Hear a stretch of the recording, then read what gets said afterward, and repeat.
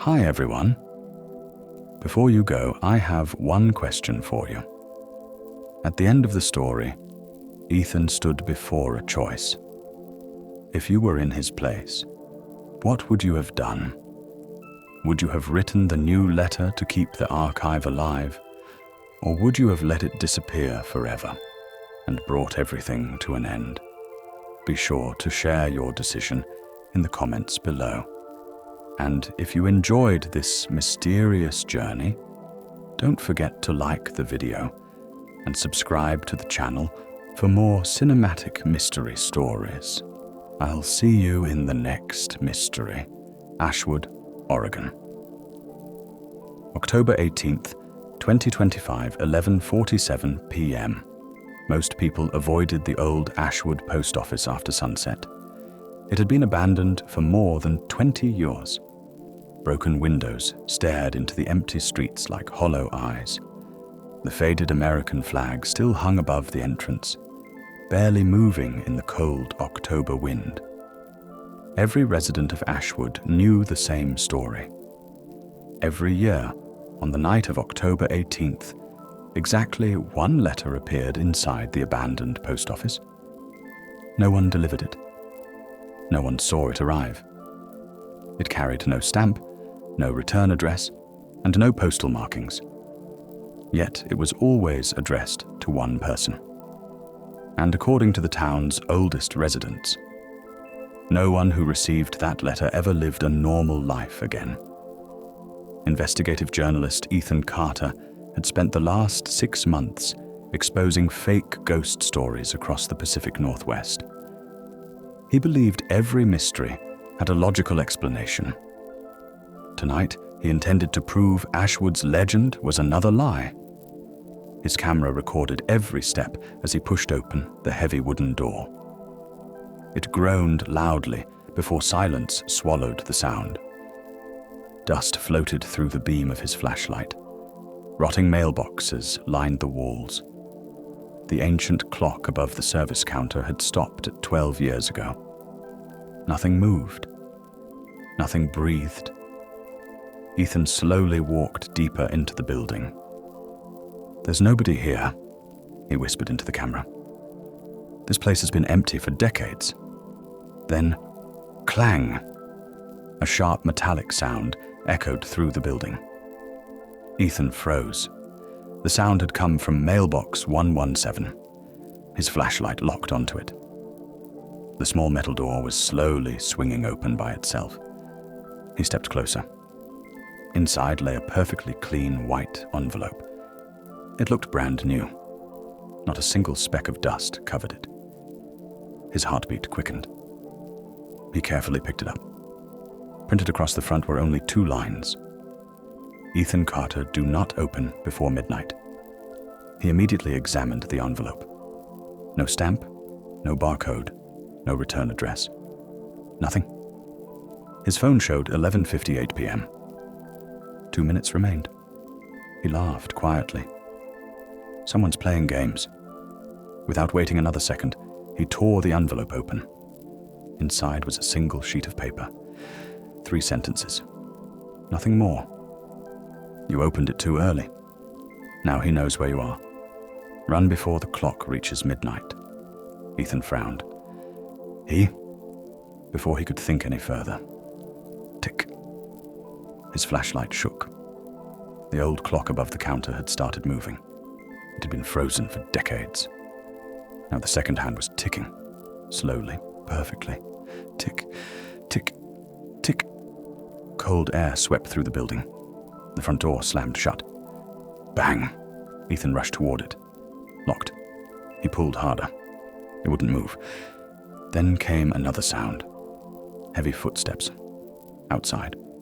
1, 2, 3. Someone was walking toward the front entrance. Each step was slow, deliberate, confident. Ethan turned off his flashlight and carefully looked through the cracked window. A tall man stood beneath the only working streetlight.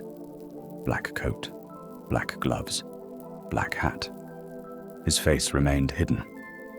The stranger slowly raised his head. The light touched his face. Ethan's blood ran cold. The man outside wasn't a stranger. He had Ethan's face. The same scar above the left eyebrow. The same blue eyes. The same expression. The same person. The old clock struck midnight. Dong. The front door unlocked by itself. The man smiled. Then he stepped inside and quietly said, "I was hoping you'd open the letter early." The stranger stepped through the doorway without making a sound. The old wooden floor didn't creak beneath his boots. It was as if he weighed nothing. Ethan instinctively stepped back. His camera was still recording. The stranger glanced at it and smiled. "Keep filming," he said calmly. "You're going to need proof." Ethan's voice trembled. "Who are you?" The man didn't answer. Instead, he looked toward the letter lying on the floor. "You opened it before midnight." "You weren't supposed to." Ethan frowned. "You knew about the letter?" "I wrote it." Silence filled the room. Ethan stared at him. "That's impossible." The stranger slowly removed his gloves. A thin white scar crossed the back of his right hand. Ethan's eyes widened. He had the exact same scar. The stranger reached into his coat and pulled out a worn leather wallet. He opened it. Inside was a faded driver's license. Ethan Michael Carter. The same name, the same date of birth, the same photograph. Only one thing was different: the expiration date. It read October 18th, 2037. 12 years in the future. Ethan's heartbeat pounded in his ears. "No." The stranger looked directly into his eyes. "I'm you." Before Ethan could respond, every mailbox inside the post office slammed open at once. Bang! Bang! Bang! Hundreds of yellowed envelopes burst from the boxes and scattered across the floor. Each envelope carried a different name, different handwriting, different dates. The stranger's expression changed instantly. "No," he whispered. "It found us." "What found us?" Ethan demanded. The stranger didn't answer. Instead, he grabbed Ethan by the arm. "We have less than 2 minutes." He pulled Ethan toward the back hallway of the post office. Locked doors lined both sides. At the end stood a steel door Ethan hadn't noticed before. Its paint had almost completely peeled away. Across the center, faded black letters read, "Authorized personnel only." The stranger shoved the door open. Behind it was a narrow staircase leading underground. Cold air rushed upward. Ethan hesitated. "This basement isn't on the building plans." "It wasn't built by the post office," the stranger replied. "It was built long before Ashwood existed." The lights inside the abandoned building suddenly flickered on by themselves. One after another. The lobby, the sorting room, the hallways. Every room glowed with pale white light. Then, a voice echoed through the building. Not from a speaker, not from outside, from everywhere. "Letter number 318 has been opened before its appointed time." The voice paused, then continued. "Correction required." The stranger's face turned white. "We're too late." A loud metallic click echoed beneath their feet. The entire staircase began to shake. Far below, something enormous had just started moving. The staircase shuddered beneath Ethan's feet. A deep metallic rumble echoed from somewhere far below. The stranger didn't hesitate. "Move!" They raced down the narrow concrete stairs as the steel door above slammed shut. Bang! Darkness swallowed them. Only a row of dim emergency lights flickered to life along the walls. The air grew colder with every step. After nearly a minute, the staircase ended. Ethan stopped. He expected an old basement. Instead, he found a massive underground chamber stretching far beyond the reach of his flashlight. Thousands of steel shelves filled the room. Each shelf held identical white envelopes, perfectly organized, perfectly silent. Every envelope carried a person's name. Every envelope was sealed. Every envelope had a delivery date. Ethan slowly walked to the nearest shelf. One envelope immediately caught his attention. Sarah Collins, delivery date, April 14th, 1998. Another. Jack Turner, delivery date, September 3rd, 2007. Another. Emily Parker, delivery date, January 21st, 2019. The stranger grabbed Ethan's wrist. "Don't touch them." "What is this place?" The stranger looked across the endless rows. "This isn't a post office. It's a delivery system." "For what?" The answer came quietly. "Decisions." Ethan stared at him. "What does that mean?" The stranger picked up one sealed envelope from a nearby shelf. There was no name, only today's date. October 18th, 2025. He held it up. Every letter in this room contains a choice, a single decision. If the right person receives it at the right time, history follows the path it was supposed to. Ethan frowned. And if they don't? The stranger looked directly into his eyes. "You opened yours 2 minutes early." At that exact moment, every light in the chamber turned blood red. A deafening alarm echoed through the underground archive. Warning letter 318, compromised timeline. Deviation detected. Rows of sealed envelopes began falling from the shelves. Thousands of them crashed onto the concrete floor. Some burst open. Sheets of paper scattered through the air like snow. Ethan picked one up. It wasn't a letter. It was a newspaper. The headline froze him. Ashwood destroyed by fire. October 19th, 2025, 127 residents confirmed dead. Tomorrow's date. Tomorrow's newspaper. Ethan's hands shook. This hasn't happened yet." "No," the stranger replied, "but now it can." Before Ethan could speak, a loud mechanical click echoed across the chamber. Every shelf slowly slid apart. A hidden corridor appeared between them. At the far end stood a single man. Grey suit, black umbrella, perfectly still. He wasn't looking at Ethan. He was looking at the stranger. Then he smiled. "I finally found you." The stranger whispered only 2 words. The postmaster, the man in the grey suit, took one slow step forward. "You stole one letter 12 years ago, Ethan." His eyes shifted toward the younger Ethan. "And tonight, you've stolen another." Without warning, every envelope in the chamber burst open at the same time.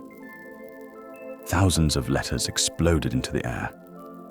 For a brief moment, the underground archive looked like a blizzard of white paper. Then, every envelope froze. Not one of them touched the floor. They hung motionless in the air. Ethan stared in disbelief. The man in the grey suit walked forward, his polished shoes making no sound against the concrete. "The rules have been broken," he said calmly. "You opened letter 318 before its appointed time." He looked at the younger Ethan. "And because of that, every letter scheduled after midnight is now unstable." The stranger stepped in front of Ethan. "Stay away from him." The postmaster smiled. "You already know you can't stop this." Without warning, he snapped his fingers. Every floating envelope dropped at once. The impact echoed like thunder. A single white envelope slid across the floor until it stopped at Ethan's feet. Unlike the others, it wasn't sealed. Inside was one sentence: "Trust no one who shares your face." Ethan slowly looked up. The stranger, the man claiming to be his future self, had gone completely silent. "You wrote this?" Ethan asked. The stranger didn't answer. Instead, he lowered his eyes. That was all Ethan needed. For the first time, doubt entered his mind. The postmaster noticed. "Good," he said. "You're finally asking the right question. If he's really your future, why didn't he stop you from opening the letter?" Silence. Ethan turned toward the stranger. "You knew I would open it." Still no answer. The postmaster continued. "He didn't come here to save you. He came because he needs you to make the same mistake he made." Ethan's pulse raced. "What mistake?" The stranger finally spoke. "I can't tell you. If I do..." "He wins?" The postmaster laughed. "No, Ethan. You've already lost." He reached into his coat and removed an old black pocket watch. The glass was cracked. The hands pointed to exactly 12 o'clock. He pressed the button on top. The watch clicked. Somewhere above them, the entire post office shook violently. Dust rained from the ceiling. A deep siren echoed through the underground chamber. A cold, mechanical voice announced, "Emergency delivery activated." The stranger's face turned pale. "No." Ethan looked at him. "What does that mean?" The answer came from the postmaster. "It means another letter has just been delivered. To someone else. And in exactly 30 minutes, that person is coming here." Ethan frowned. "Who?" The postmaster's smile slowly disappeared. "The only person who has ever escaped this place." The lights flickered once. Then a name appeared on a steel display mounted high on the wall. Next recipient, Sarah Collins, ETA. 0 hours, 29 minutes, 58 seconds. The stranger whispered under his breath. "She's alive." The postmaster looked directly at Ethan.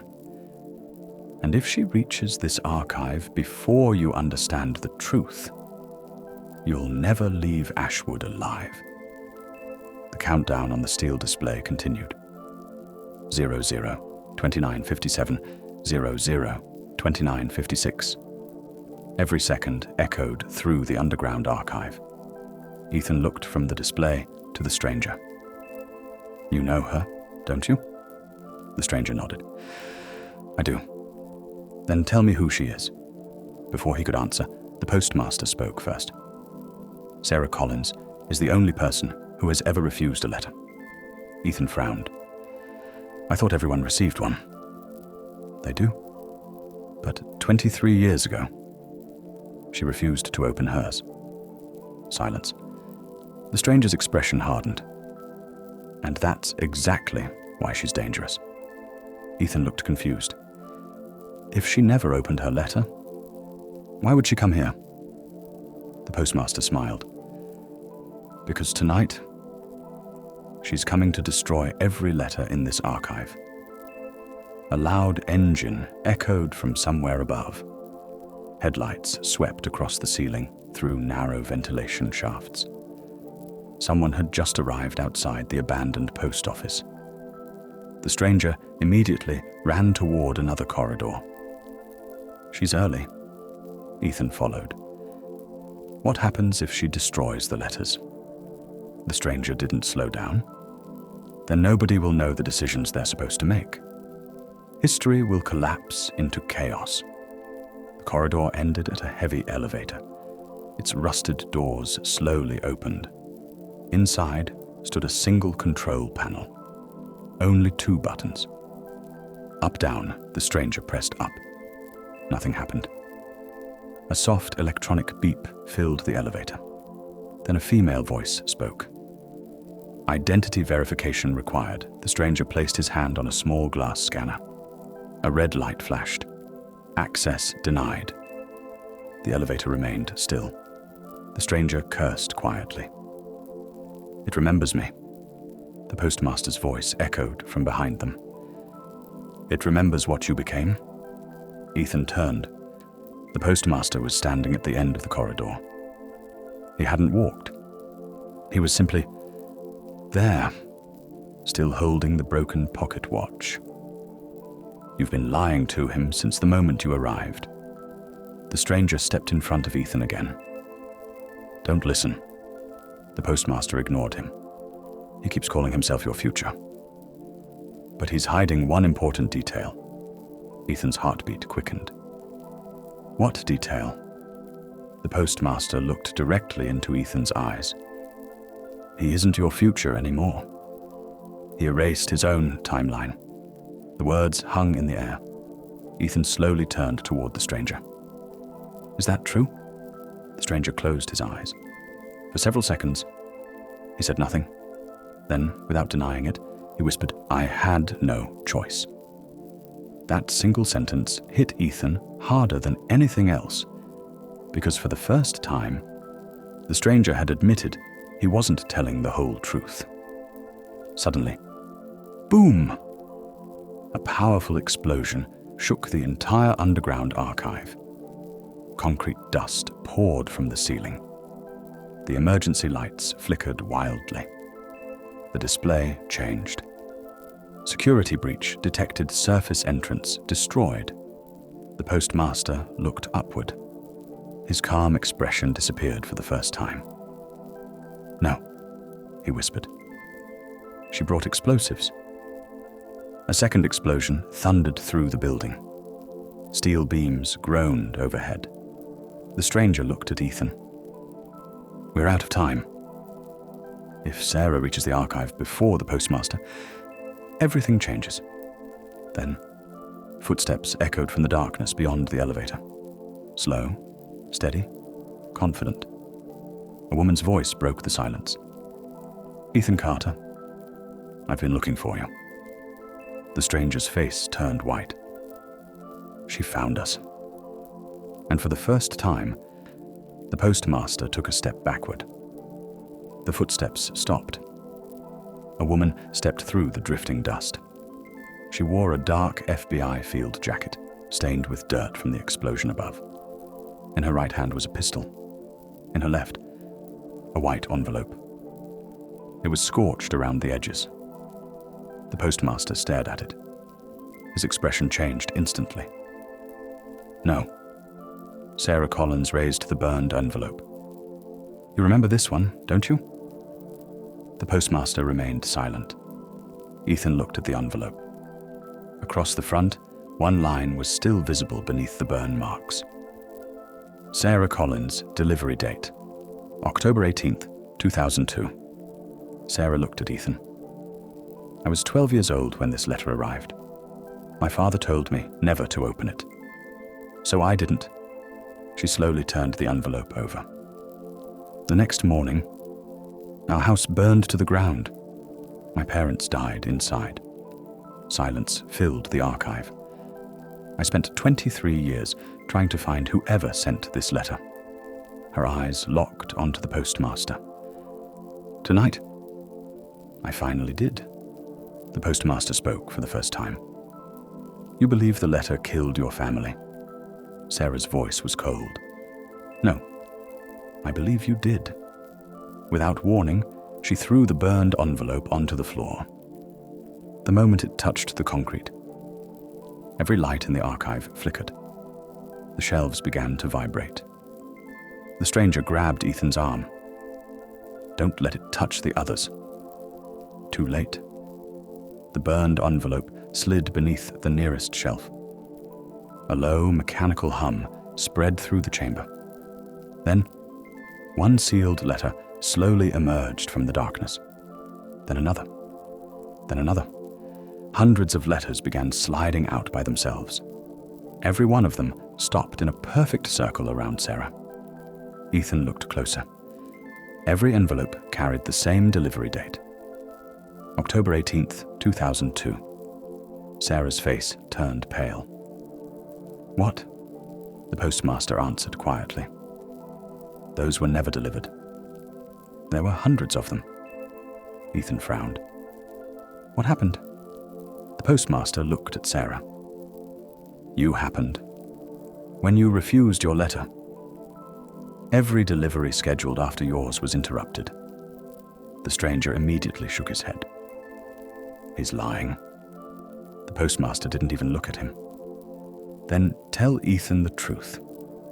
The stranger remained silent. Sarah slowly lowered her pistol. She looked from the unopened letters to the stranger, then to Ethan. One of you has been lying since the beginning. Before anyone could respond, a hidden speaker crackled to life. A calm, mechanical voice echoed through the archive. Emergency protocol complete. Original recipient located. Letter number 318 will now be delivered to its rightful owner. Ethan froze. But I already opened it. The mechanical voice replied. Negative. You opened a copy. A steel compartment opened beneath the floor. From the darkness, a second white envelope slowly rose into the light. It had Ethan's name on it.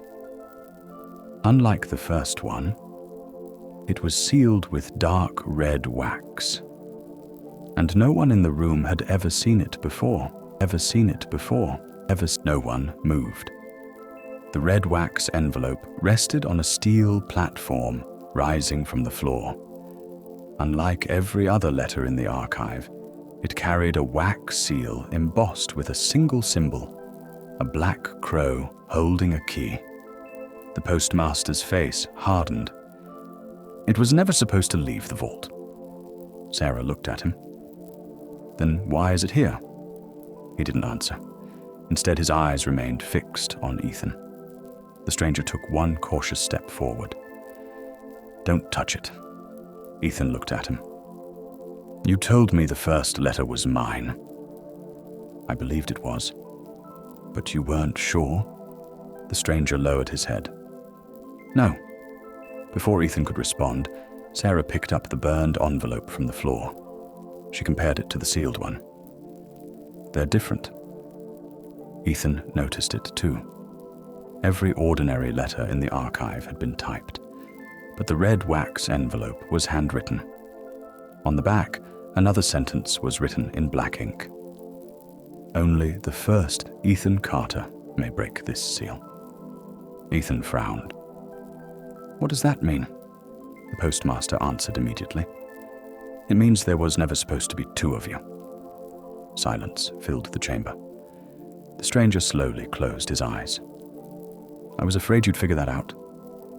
Ethan stared at him. What are you talking about? The stranger finally looked up. I'm not your future.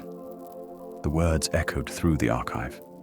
Sarah's grip tightened around her pistol. You've been lying. The stranger nodded. Yes. I'm not the Ethan who survived. I'm the Ethan who disappeared. No one spoke. He continued. 12 years ago, I opened my real letter. It didn't send me into the future. It trapped me here. The postmaster offered me one choice.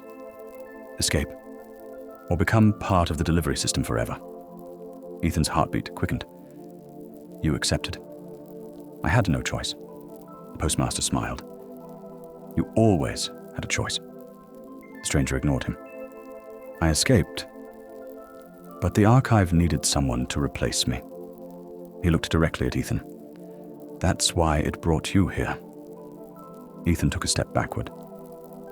So this whole night was planned? The postmaster answered. Not planned. Repeated. He slowly walked toward the platform. This is the 32nd attempt. Ethan felt the air leave his lungs. What? The postmaster stopped beside the real letter. 31 Ethan Carters have stood exactly where you're standing now. They all made different choices. They all failed. Sarah shook her head. That's impossible. The postmaster looked at her. You remember your house burning. You don't remember the 11 versions of that night that came before it.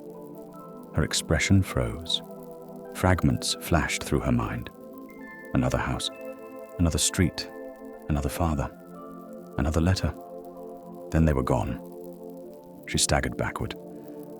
"What did you do to me?" "I did nothing," the postmaster replied calmly. "The archive corrects memories whenever history changes." Suddenly, the black crow seal on Ethan's envelope cracked by itself. A thin line of crimson light escaped from inside. Every clock in the archive stopped. The mechanical voice returned. "Primary letter activated. Original recipient confirmed. Final delivery cannot be delayed." The platform unlocked with a loud metallic click. The envelope slid toward Ethan. This time, no one tried to stop him. Not the stranger, not Sarah, not even the postmaster. The postmaster simply smiled. "Go ahead, Ethan. This time, it's really your choice." Ethan reached for the envelope. The moment his fingers touched the wax seal, a handwritten sentence slowly appeared across the front. It hadn't been there before. It read, "If you are reading this, the postmaster is not your enemy." Ethan looked up in shock. For the first time since entering the archive, the postmaster looked genuinely surprised. The sentence on the envelope changed everything. "If you are reading this, the postmaster is not your enemy." For the first time since entering the underground archive, silence defeated everyone. The postmaster's calm expression disappeared. The stranger took an involuntary step backward. Sarah lowered her pistol. Ethan looked from one face to another. No one expected that message, which meant only one thing. Someone had written the letter without the postmaster's knowledge. The postmaster slowly spoke. "Read the rest." Ethan broke the black wax seal. Inside was a single handwritten page. The ink looked fresh, as though it had been written only minutes ago. He read the first line. "If you opened this letter, it means I failed again." Ethan frowned. "Again?" He continued. "My name is Ethan Carter. Not the Ethan standing beside you. Not the Ethan holding this letter. I am the first Ethan Carter." The room fell completely silent. The stranger's breathing became heavier. Sarah stared at him. "The first, Ethan?" Ethan kept reading. "The man claiming to be your future is telling only half the truth. He escaped the archive. But he wasn't the first to escape. I was." The stranger whispered. "No." Ethan looked up. "You know who wrote this?" The stranger nodded slowly. "I thought he was dead." The postmaster remained perfectly still. His face revealed nothing. Ethan continued reading. "If you're looking for a monster, don't begin with the postmaster. Begin with the founder." Sarah interrupted. "The founder?" The postmaster quietly closed his eyes. The letter was never supposed to mention him. Ethan read the next paragraph. "The archive was never built to control people. It was built to protect something buried beneath Ashwood. The letters are not the prison. They are the locks." A cold silence swept across the chamber. No one spoke. No one moved. The stranger's face turned pale. He remembered. The floor suddenly vibrated. Not once, not twice, continuously. Dust drifted from the ceiling. A mechanical voice echoed through the archive. "Outer seal compromised. Containment failure in progress." Sarah looked around. "What does that mean?" The postmaster answered immediately. "It means someone has opened the wrong door." Ethan folded the letter. "Who?" The answer came from somewhere far below. A deep metallic groan echoed through the foundation. It sounded less like machinery and more like something enormous taking its first breath. The lights dimmed, the shelves trembled, then every envelope in the archive began vibrating at the same time. Thousands of letters, one sound, one rhythm, as though they all shared the same heartbeat. The postmaster looked toward the darkness beneath the archive. For the first time, fear appeared in his eyes. Not fear of Ethan, not fear of Sarah, not even fear of the stranger. Fear of whatever had just awakened. Then a second voice echoed through the archive. It was calm, old, and completely unlike the mechanical system. It spoke only one sentence. "You should never have delivered the first letter." The postmaster slowly whispered a single name. "Founder." The emergency lights went black.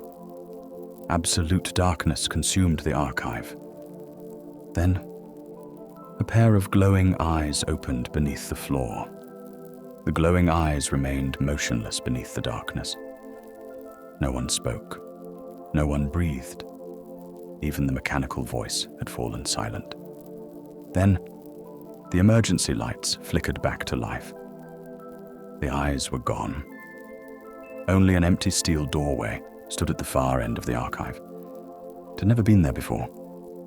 The postmaster stared at it. His voice was barely a whisper. It opened. Ethan looked at him. What opened? The first vault.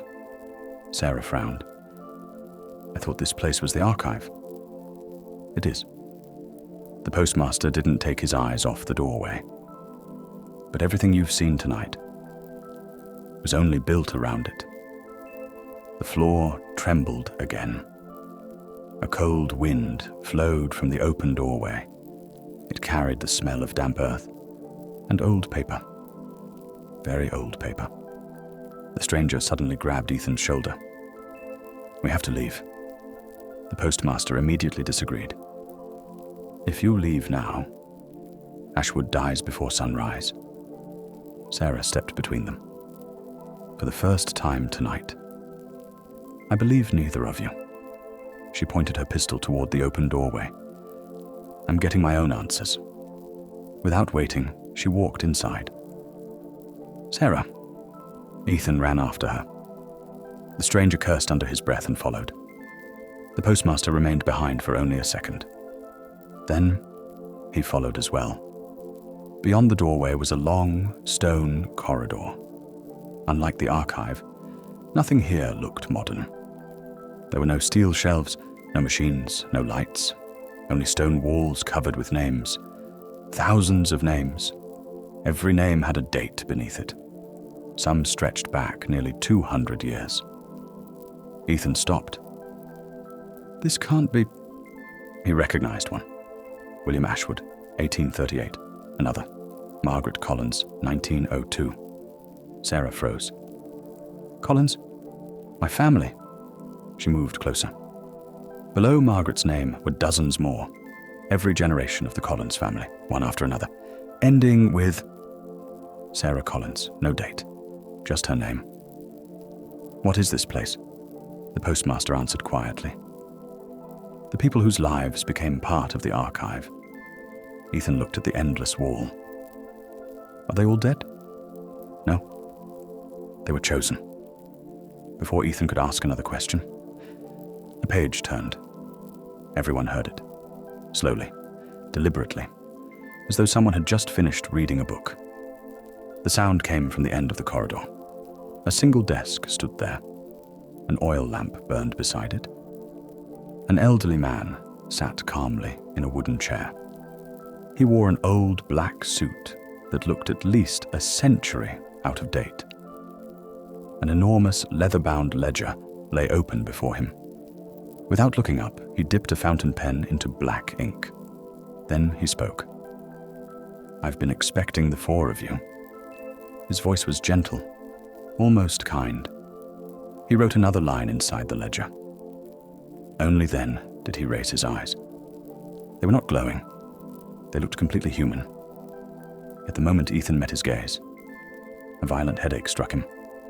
Images flashed through his mind. The abandoned post office, the underground archive, the red wax letter. Then, another memory. A different Ashwood. Bright, busy, full of people. Children laughing outside the post office. The same old man standing on the front steps, smiling. The vision vanished instantly. Ethan staggered backward. The old man closed the ledger. Yes. I built the first post office. He folded his hands together. And I wrote the very first letter. Silence filled the corridor. The postmaster lowered his head. Not in fear, in respect. The old man looked directly at Ethan. My name isn't important anymore. The town simply calls me the founder. Then he asked a question no one expected. Ethan, before we continue, tell me, who convinced you that every letter tells the truth? Silence. Ethan slowly looked toward the stranger. For the second time that night, he realized he had accepted something, without ever questioning it. No one answered the founder's question. The silence itself became the answer. The founder slowly stood from his chair. The old wooden desk seemed untouched by time. The leather-bound ledger remained open, its pages filled with thousands of names written in the same elegant handwriting. He looked at Ethan. You believed every letter told the truth. He paused. But that was never their purpose. Ethan frowned. Then why do they exist? The founder gently placed his hand on the ledger. The letters don't predict the future. They reveal possibilities. Sarah's eyes narrowed. So every letter is just a choice? The founder nodded. Exactly. The future isn't written. It is negotiated. Ethan immediately turned toward the stranger. You told me history would collapse if the letters disappeared. The stranger didn't deny it. I believed it. The founder looked at him with disappointment. Because that's what the postmaster wanted you to believe. The postmaster finally spoke. I never lied. No, the founder replied. You simply stopped telling the whole truth. The chamber fell silent again. The founder slowly walked toward the wall covered with names. He stopped beneath one name. Ethan Carter. No date, no year, just the name. Ethan stared at it. My name was already here. It was written long before you were born, the founder replied. Ethan felt a chill run through his body. Who wrote it? The founder looked directly into his eyes. You did. Ethan's heart stopped for a moment. That's impossible. Is it? The founder reached into the pocket of his old coat. He removed a small brass key. It looked ancient. Its surface was engraved with the same black crow that had appeared on Ethan's wax seal. This key opens only one door. What door? The room where every first letter was written. The stranger suddenly stepped forward. No. You can't take him there, the founder calmly asked. Why not? The stranger's voice shook. Because if he remembers, everything changes. The postmaster slowly closed his eyes. He already knows. Before anyone could react, a deafening alarm echoed through the entire archive. The mechanical voice returned. But something was wrong. Its calm tone had disappeared. It sounded frightened. Warning. Unauthorized access detected. A letter has been removed. The founder frowned. Removed? By whom? Sarah asked. The archive answered. Unknown recipient. Identity cannot be verified. The postmaster's expression changed instantly. That's impossible. There are no unknown recipients. Suddenly, the lights across the archive went dark. One by one, a distant metal door slammed shut. Then another. Then another. The entire facility began sealing itself. The founder whispered only 2 words. We're trapped. A loud, tearing sound echoed from the corridor behind them. It wasn't metal. It wasn't concrete. It sounded like a giant sheet of paper being ripped in half. Ethan turned. The stone wall behind them had split open. From the darkness beyond, a figure slowly stepped into the light. Black coat, black gloves, no face, only complete darkness beneath the hat. In one hand, it held a white envelope. In the other, it held another brass key. The mechanical voice spoke one final sentence before shutting down completely. Recipient not found. Sender has arrived. The faceless figure stood perfectly still. The white envelope remained in one hand. The brass key rested in the other. No one dared move. Even the founder watched in silence. Then the figure slowly placed the envelope on the stone floor. It slid across the corridor, stopping directly at Ethan's feet. Unlike every other letter he had seen, this one carried no name, no date, no seal, only 3 handwritten words. Return what changed. Ethan looked up. Who are you? The figure remained silent. The founder answered instead. He cannot speak. Sarah frowned. Why? Because he surrendered his name. The postmaster's expression darkened. He shouldn't be here. The founder nodded. I know. He was never meant to leave the first vault. Ethan picked up the envelope. It was empty. There wasn't a single sheet of paper inside. There's nothing here. The founder slowly walked toward him. It isn't empty. It has already been read. Ethan looked confused. By who? The founder pointed toward the enormous leather ledger resting on the old desk. There has always been one page missing. He carefully opened the book. Hundreds of handwritten pages filled the volume. Then, a gap. One page had been torn out decades ago. The torn edges had turned yellow with age. The founder looked at Ethan. That missing page became the first letter. Ethan's eyes widened. The first letter was torn out of this book? Yes. Sarah stepped closer. Who tore it out? The founder didn't answer. Instead, he looked at the faceless figure. Slowly, the figure raised the brass key.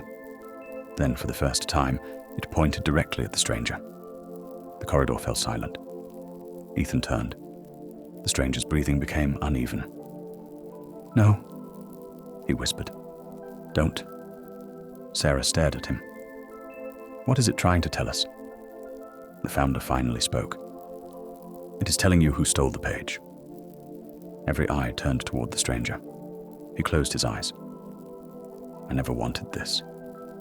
The postmaster took a slow step forward. You told Ethan you escaped. That was true. You never told him what you took with you. The stranger's voice broke. I thought destroying that page would end the archive. It didn't. It created another beginning. Ethan felt the pieces beginning to fit together. The first letter never existed before you stole that page. The stranger nodded. I believed if I removed the first page, every letter would disappear. But the opposite happened. The founder quietly finished the sentence. It became the source from which every future letter was copied. Silence. Years of mystery suddenly became clearer. The letters weren't appearing by magic. Every one of them was a copy of the missing page. Then Ethan remembered something. Chapter 1. The very first envelope. The message had warned him not to open it before midnight. He looked at the founder. If every letter comes from the missing page, who wrote the warning inside my first envelope? The founder's expression changed. I didn't. The postmaster answered. I didn't either. Sarah slowly stepped backward. Then who did? No one spoke. The faceless figure suddenly reached inside its black coat. It removed a small photograph. Old.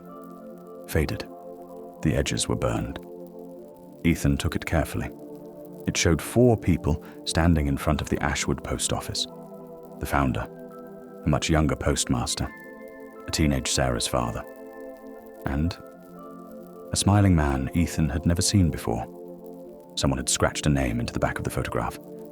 Daniel Carter. Ethan frowned. Carter? The founder closed the ledger. He was your grandfather. Ethan froze. My grandfather died before I was born. The founder slowly shook his head. No, Ethan. He disappeared. The corridor became deathly quiet. Then the faceless figure finally did something unexpected. It slowly removed its black hat. Everyone stared. Beneath it, there was no empty darkness. There was a human face, an older face, weathered by time. Ethan's hands began to shake, because the man in the photograph and the men standing before him were the same person. The founder looked directly at Ethan. I think it's time you met the first Carter. The old man looked into Ethan's eyes. After decades of silence, he spoke his first words. I've been trying to get my letter back for 40 years. Silence filled the corridor. Ethan couldn't take his eyes off the old man. You, his voice barely escaped. You're my grandfather? The old man nodded. My name is Daniel Carter. I've waited 40 years for someone in my family to find this place. Ethan struggled to breathe. My parents told me you died in a hiking accident. Daniel gave a faint smile. That's the story the town was allowed to remember. Sarah looked at the founder. You changed everyone's memories. The founder slowly shook his head. No. I protected them from the truth. The postmaster remained silent. He didn't disagree. Daniel stepped closer to Ethan. When I received my letter in 1985, I thought it was just another prank. So I opened it. What did it say? Ethan asked. Daniel closed his eyes. It contained only one sentence. Never let the archive choose your family. I didn't understand. Not until the following night. He pointed toward the endless shelves behind them. The archive wasn't delivering letters. It was selecting guardians. Ethan frowned. Guardians? Daniel nodded. Every generation, one person is chosen. Not to control the archive, but to protect it. Sarah looked at the postmaster. So that's what you are? The postmaster answered quietly. Yes. I wasn't born the postmaster. I was chosen. The confession stunned everyone. Ethan looked at him. Then why hide the truth? Because nobody willingly accepts the job, Daniel answered before the postmaster could. So every guardian is forced? The founder finally spoke. No. They are given a choice. The problem is that fear usually makes the choice for them. Ethan looked at the stranger. Is that what happened to you? The stranger slowly nodded. I chose to save myself. And I've regretted it every day since. A deep rumble echoed beneath the stone floor. This time it was stronger. Dust poured from the ceiling. The founder immediately looked toward the first vault. It has begun. What has? Sarah asked. Daniel's face became pale. The barrier is failing.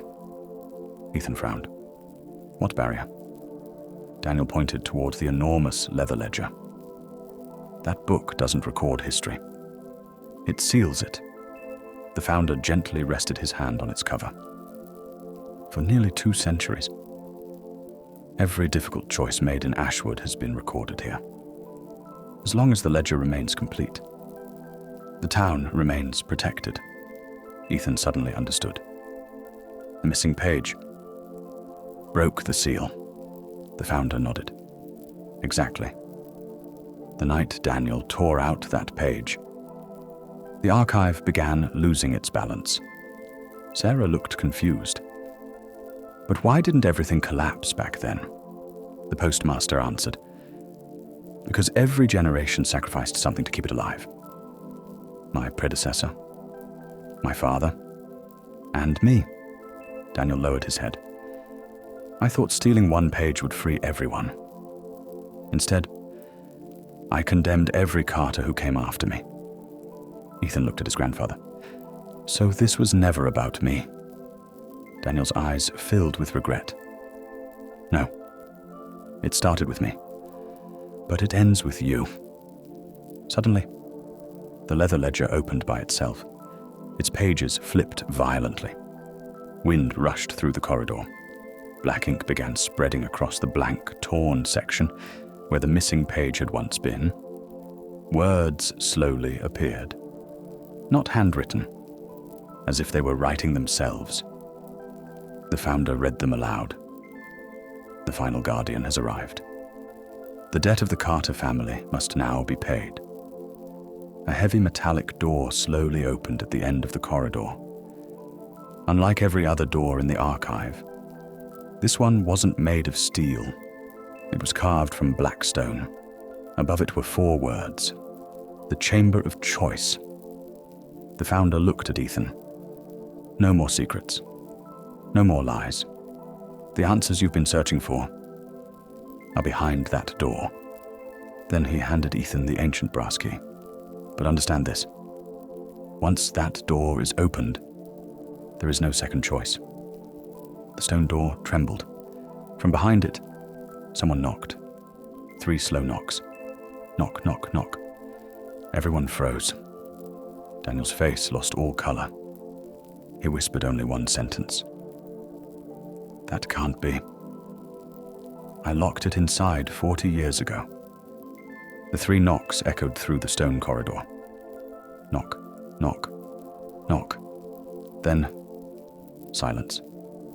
No one moved. Daniel Carter stared at the black stone door as if he had seen a ghost. His hands trembled. I locked it inside. It shouldn't still be alive. Ethan looked at him. What did you lock inside? Daniel hesitated. For 40 years, he had carried the answer alone. Finally, he spoke. My fear. Ethan frowned. What does that mean? The founder stepped beside the ancient door. When a guardian enters the Chamber of Choice, the chamber doesn't test strength. It tests truth. It separates every person's greatest fear from their heart. Sarah looked confused. So, there's a monster inside because of fear? The founder nodded once. Not just fear. Unfinished choices. Daniel closed his eyes. When I entered this chamber in 1985, I refused my responsibility. I blamed the archive. I blamed the founder. I blamed everyone except myself. He looked at Ethan. When I fled, I left my fear behind. It has been trapped here ever since. The postmaster slowly added, and every year it became stronger. A deep growl echoed behind the stone door. Not an animal, not a machine. It sounded almost human. The brass key in Ethan's hand suddenly became warm. The crow engraved on it began glowing with a faint golden light. The founder nodded. The chamber has accepted you. The black stone door unlocked with a heavy click. No one touched it. It opened by itself. Beyond the doorway was complete darkness. No walls, no floor, only darkness. Ethan stepped closer. The darkness slowly changed. A wooden living room appeared. Warm lights, family photographs, a fireplace, his childhood home. Ethan stopped breathing. His mother stood in the kitchen. His father sat on the couch reading a newspaper. Exactly as Ethan remembered them. His mother smiled. Ethan? Dinner's ready, Sarah whispered. How is this possible? The founder answered quietly. The chamber doesn't create illusions. It shows the life each person wishes had never ended. Daniel looked away. Don't go in. If you do, it will ask you to stay. Ethan's father looked up from the newspaper. Son, Come home. Ethan took one slow step forward, then another. The voices sounded real. The smell of dinner filled the room. Everything felt real. His mother smiled again. "We've missed you." Tears filled Ethan's eyes. For years, he had wished for one more conversation, one more hug, one more chance. The chamber was offering exactly that. The postmaster suddenly shouted, "Ethan!" The entire scene flickered. For less than a second, his parents disappeared. Standing in their place was the faceless figure, watching him, waiting. Then the warm living room returned. Daniel grabbed Ethan's arm. "Listen to me. I made the same mistake. I believed what I wanted instead of what was true." Ethan looked back toward the doorway. His mother was still smiling. But something was wrong. The family clock above the fireplace. It had no hands. It wasn't moving. Then Ethan noticed something else. None of the family photographs showed faces. Every face had been scratched away. His heartbeat quickened. He slowly looked back at the woman, calling herself his mother. She was still smiling, but she hadn't blinked once. Not a single time. The smile became wider. Too wide. The room grew darker. Her voice changed. "You've already lost everyone, Ethan. So why leave again?" The founder quietly spoke behind him. "The chamber has made its choice." Ethan tightened his grip on the brass key. He took one step backward. The smiling woman screamed. The house shattered like broken glass. The illusion vanished. Darkness rushed back into the chamber. A deafening roar shook the corridor. From the darkness, a towering shadow slowly emerged. It had no face, no eyes, only countless white envelopes stitched across its body. Each envelope bore a different name.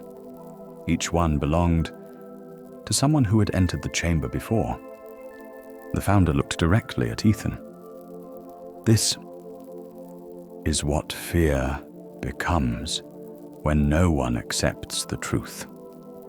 The creature took its first step out of the chamber. Every envelope covering its body began opening. At the same time, the creature stepped out of the chamber. Every movement sounded like hundreds of envelopes tearing open at once. The names stitched across its body shifted constantly. Some belonged to people Ethan had never met. Others made his blood run cold. Daniel Carter, Sarah Collins, Ethan Carter. His own name was stitched directly over the creature's heart. Sarah raised her pistol. She fired. Bang!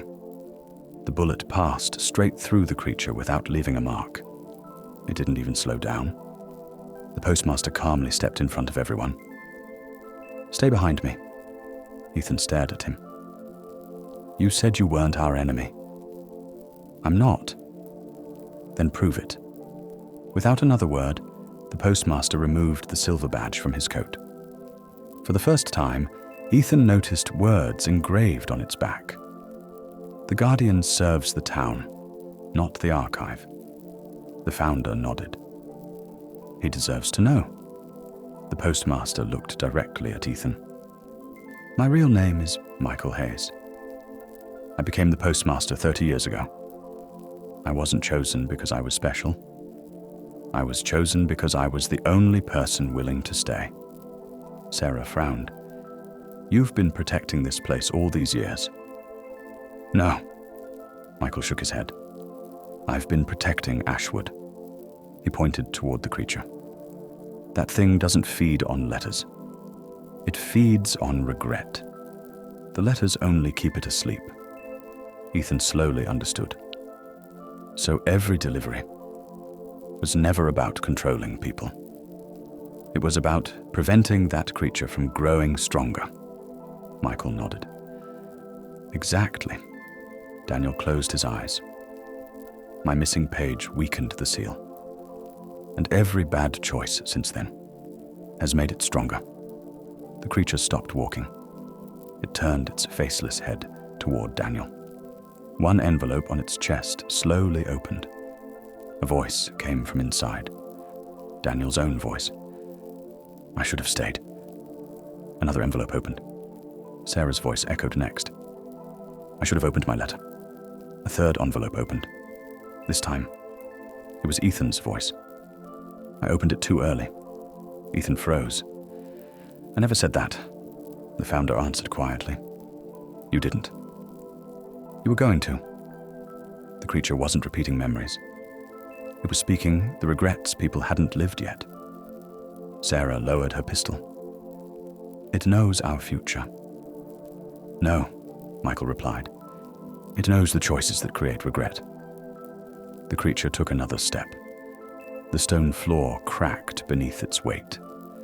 The ancient ledger on the founder's desk suddenly slammed shut. Its lock clicked into place. The founder looked at Ethan. "The ledger has made its decision." Ethan frowned. "What decision?" The founder didn't answer. Instead, he handed Ethan the closed ledger.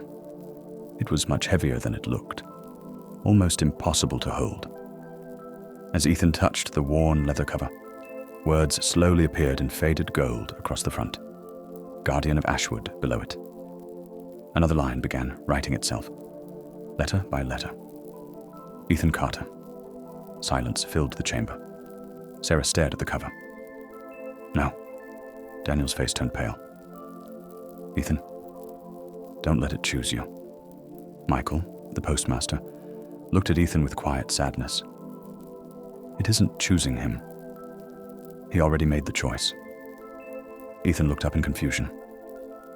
"I never agreed to this." Michael gave a faint smile. "You walked into the post office. You opened the first letter. You chose to keep searching. Every step brought you here." The realization struck Ethan like lightning. No one had forced him. Every decision had been his own. The founder slowly stepped beside him. For 200 years, every guardian believed they were trapped. They were wrong. They all walked here willingly. Before Ethan could respond, the creature let out a deafening roar. Every envelope stitched across its body burst open. Thousands of loose pages filled the air. One page landed at Ethan's feet. Unlike the others, it wasn't blank. It contained only one sentence.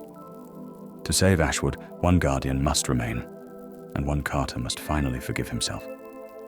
Daniel stared at the page. Tears filled his eyes.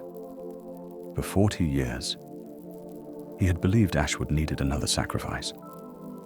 Now, for the first time, he realized it had been waiting for something else. Forgiveness. And that truth changed everything.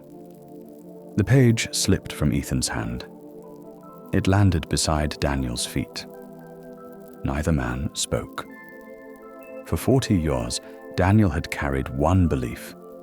Someone else would have to pay for his mistake. Now the archive had revealed a different truth. The debt had never demanded another victim. It demanded the truth. The creature stopped advancing. For the first time, it hesitated. The founder noticed immediately. "It can't feed anymore." Sarah looked at him. "Why?" "Because regret only survives where guilt is hidden." Daniel slowly raised his head. "I've been hiding mine for 40 years. He turned toward Ethan. "When I disappeared, I let everyone believe I was dead. I abandoned my wife. I abandoned my son. And I abandoned your father." His voice broke. "I told myself it was to protect them. But the truth is that I was afraid." The creature let out a painful roar. Several envelopes stitched across its body tore away and dissolved into dust. The founder nodded. "That's the first truth, but not the last." Daniel looked at the postmaster. "I'm sorry." Michael Hayes shook his head. "You don't owe me an apology. You owe it to them." Daniel closed his eyes. "I know." Suddenly, The ancient ledger opened by itself. Its blank final page began filling with fresh handwriting. Not written by the founder, not written by the postmaster. The ink moved on its own. Ethan read the words aloud. A guardian is not the keeper of letters. A guardian is the keeper of truth. The corridor fell silent. The founder smiled for the first time that night. You finally understand? Ethan looked at him. So all these years, the letters were never the answer. They were only guiding people toward the truth they were avoiding. The founder nodded. Exactly. The archive never punished anyone. People punished themselves. Sarah looked down at the burned envelope she had carried for 23 years. Tears formed in her eyes. I blamed the letter. I blamed Ashwood. I blamed all of you. She slowly opened the burned envelope for the very first time. Inside was a single sentence that had somehow survived the fire. Take your parents outside. Do not wait until morning. Sarah's hands began shaking. If I had opened it, my parents would have lived. She fell to her knees. The creature roared again. More envelopes burst into dust. Its enormous body began shrinking. Ethan finally understood. The creature isn't made from evil. It's made from every truth we refused to face. Michael looked at Ethan with quiet pride. Now you're thinking like a guardian. But the founder wasn't smiling anymore. He was staring at the ledger. His expression suddenly changed. No. The others turned toward him. What is it? Ethan asked. The founder's voice was barely audible. The final page. It isn't finished. Everyone looked at the book. The writing had stopped halfway through the last sentence.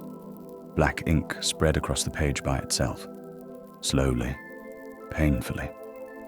A final message appeared. The truth has been accepted. The debt has been forgiven. One task remains. The room became silent. Then the final line wrote itself. The archive must now choose whether it should continue to exist. A deep rumble shook the chamber. The walls cracked. The shelves inside the archive collapsed, one after another. Thousands of letters rose into the air. Not violently, peacefully, like white birds taking flight. Michael looked upward. It's beginning. Ethan frowned. What's beginning? The founder answered. For the first time in 200 years. The archive is free to end. Daniel stared at the endless storm of letters. If the archive disappears, what happens to Ashwood? The founder looked directly at Ethan. That's no longer my decision. He gently placed the brass key into Ethan's hand. It belongs to the guardian now. A narrow stone bridge slowly rose from the floor. It stretched across a bottomless darkness toward a single wooden door. Unlike every other door in the archive, it had no lock, only one sentence carved into the old wood. One choice. No letters, no second chance. The founder stepped back. Michael stepped back. Sarah stepped back. Even Daniel stepped back. For the first time since entering the Ashwood Post Office, Ethan stood completely alone. The wooden door slowly opened by itself. Beyond it, there was only brilliant white light, and a calm voice echoed from within. Ethan Carter, the story you've been following is over. Now, you must write the ending yourself. The white light beyond the doorway was blinding. Ethan stepped forward. The moment he crossed the threshold, everything disappeared. The archive, the chamber, the founder, the postmaster, Sarah, Daniel. All of them were gone.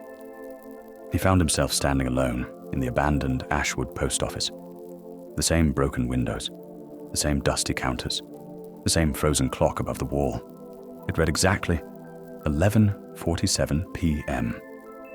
the exact moment his journey had begun. Ethan's heart pounded. "No," he whispered. "I'm back." A familiar voice answered from behind. "No, you've reached the beginning." Ethan turned. The founder stood beside the old mailbox marked 117. Only this time, he looked younger, almost 40 years younger. "The archive isn't showing you the past," the founder said. "It's showing you the moment every guardian must understand." Ethan looked around. "This is where I found the first letter." The founder smiled gently. "No.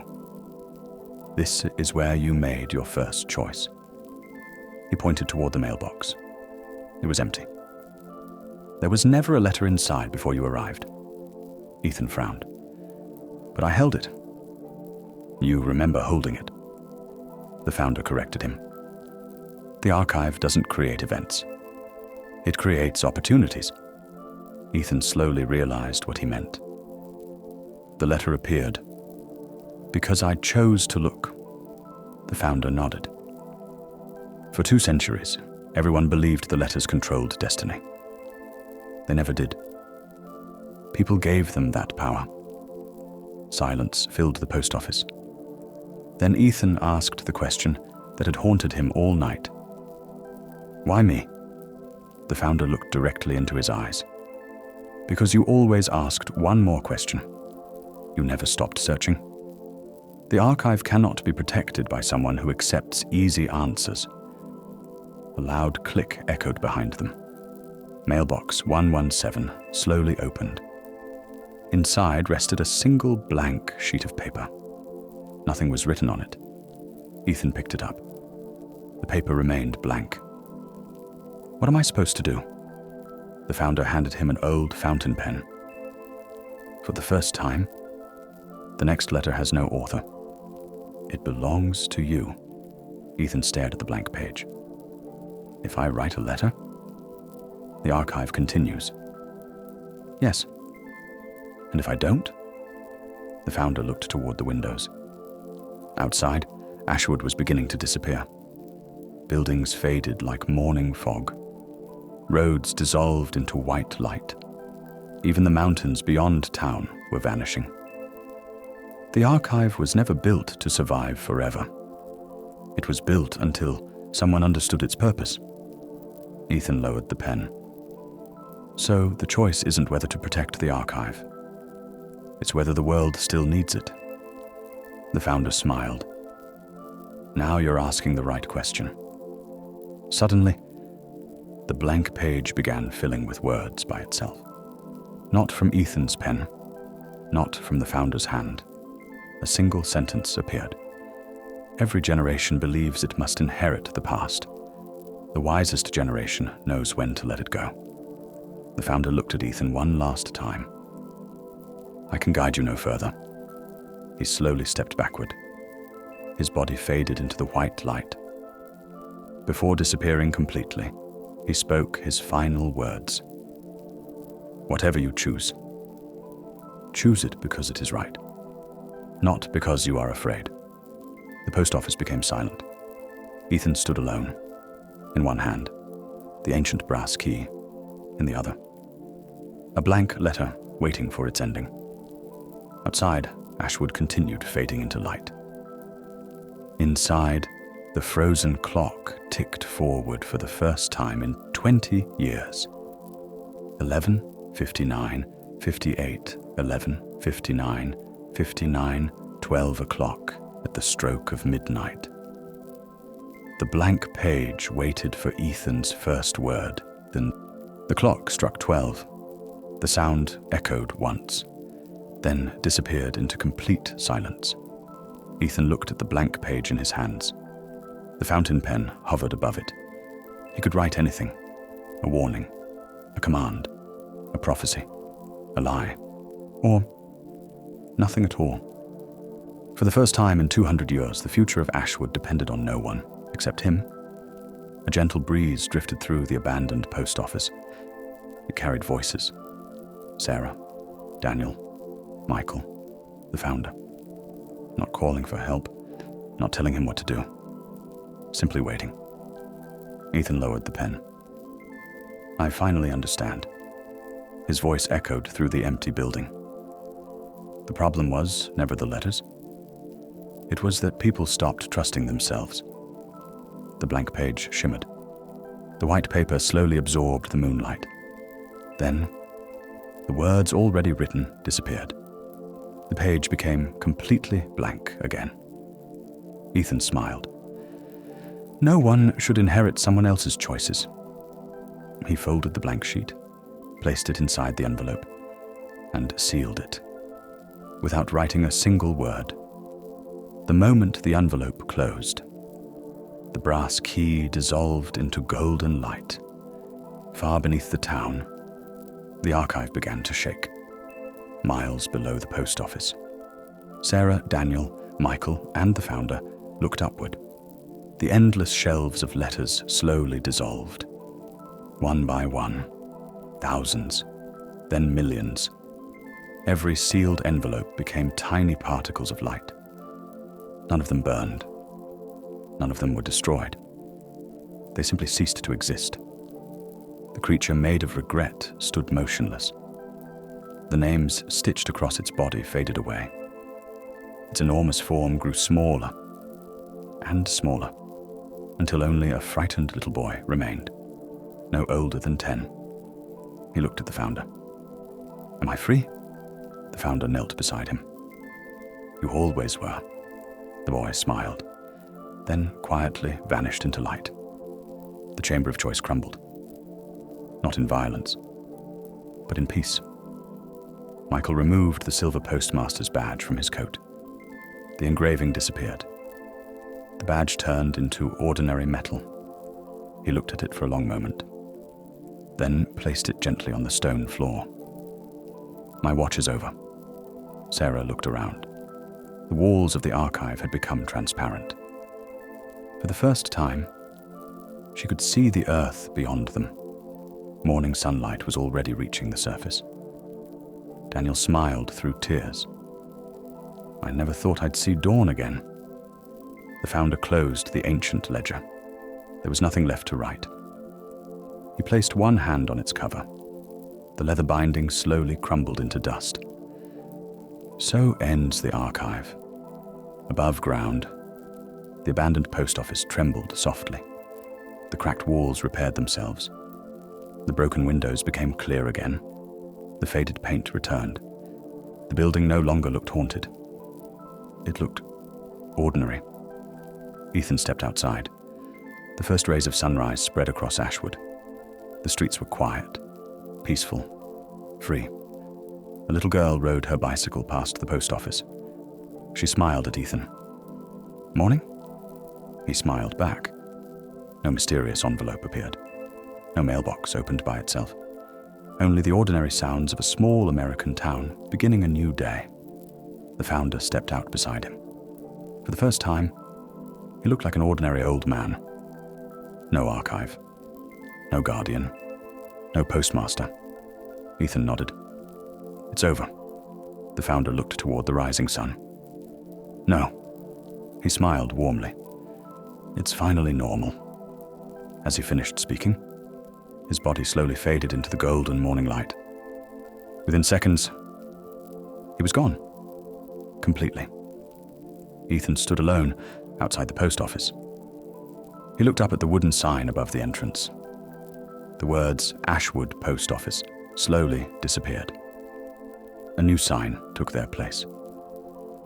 Ashwood Community Center. No mystery, no legend, only a new beginning. Ethan took one last look at the building, then quietly walked away. He never looked back.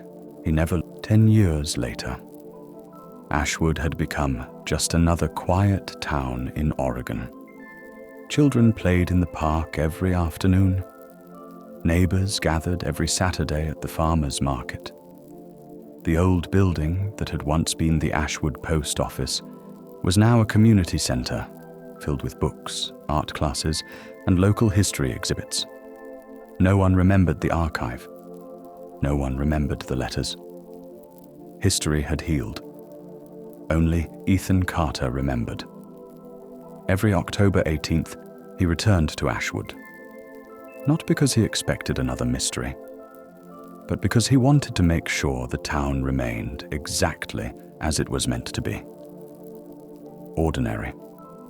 On a crisp autumn morning, Ethan unlocked the community center for a local history event. Children rushed inside, laughing.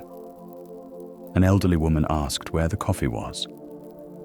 A volunteer decorated the front hall with orange maple leaves. It was peaceful.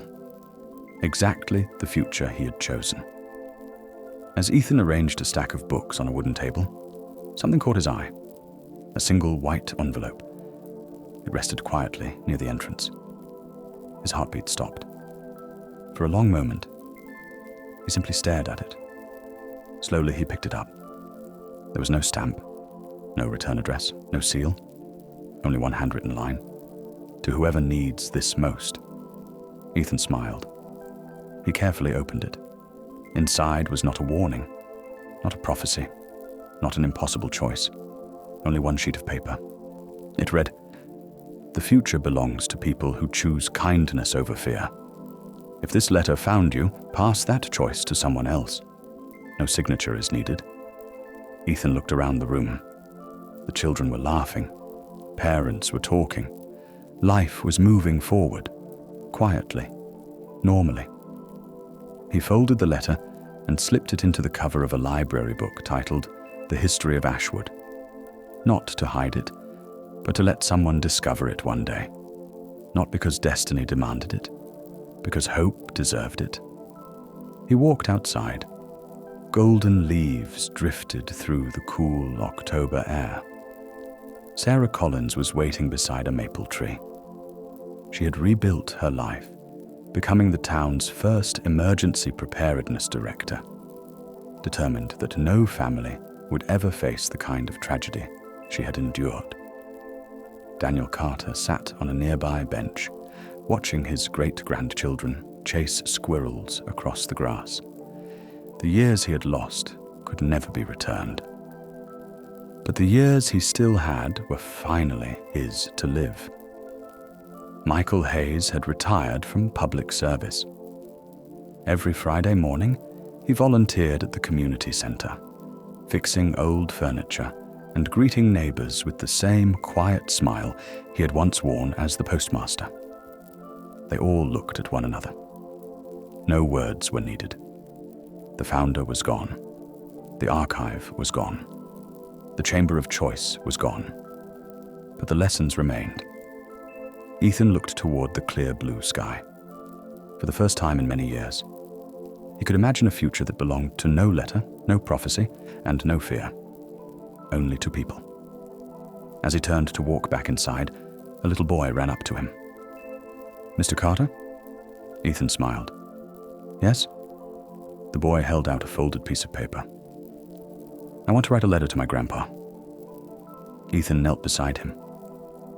"What do you want to say?" The boy thought for a moment before answering. "I just want him to know I love him." Ethan handed him a pen. "Then that's exactly what you should write." The boy smiled and hurried away. Ethan watched him disappear into the crowd.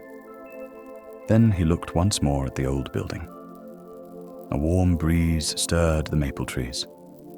Somewhere in the distance, a church bell rang noon. Nothing supernatural happened. Nothing mysterious waited in the shadows. And that was the greatest miracle of all. Some stories end with a final twist. This one ended with a final choice. The choice to live without fear. The choice to tell the truth. The choice to let tomorrow belong to those who create it, not those who predict it. The end. Thank you for watching this video.